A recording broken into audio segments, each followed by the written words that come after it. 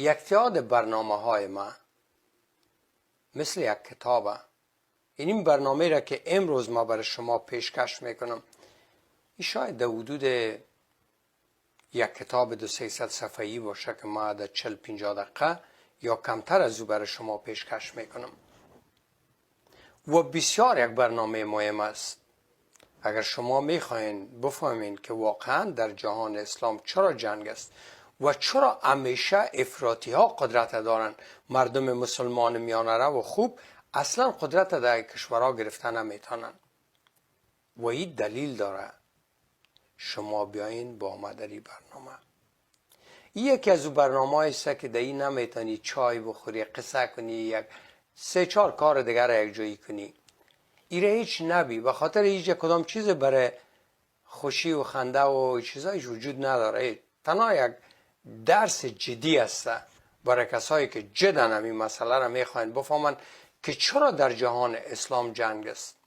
دین مقدس اسلام صلح مانا میده. ما کل ما میگیم نه، دین ما خود دین صلح است، جنگ در اسلام نیست. ایره ای لودا میکنن دین ما دین صلح. قاری صاحب محترم، شما امی آیه 65 سوره انفال امیجا یک قرائت سوزناک کنین که متمزه به تمام شما را بیاین بفرمایین. يا أيها النبي حرض المؤمنين على القتال. راستی ما شما که عربی نمیفهمیم، حالا مزه خدات قربان شام صدقه شم چی یک صدای سوزناکه. او خدا صدقه شمی چی کتاب است، خدا اندهی چی گفتی، اما ما غلا واره نمیفهمیم که چی گفتی، چون ما عربی را دوست داریم و لسان خود نمیخواهیم.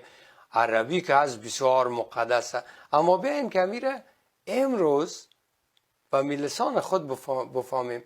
آقای محترم امیر، شما با فارسی یک دفعه بگوین، یک کمک شه که امی هموطنای ما بفهمه که شما چی میگین. ای پیامبر، مؤمنان را به جنگ تشویق کن. ای پیامبر، مؤمنان را به جنگ تشویق کن.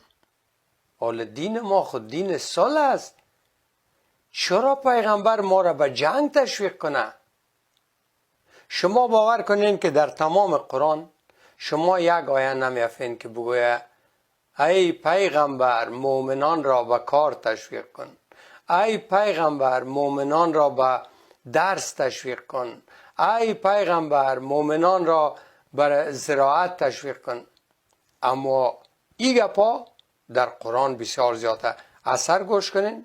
ای پیامبر، مؤمنان را به جنگ تشویق کن. دین ما دین صلح است، مگر ما کلش در جنگ تیر میکنیم، کلش در جنگ تیر میشه.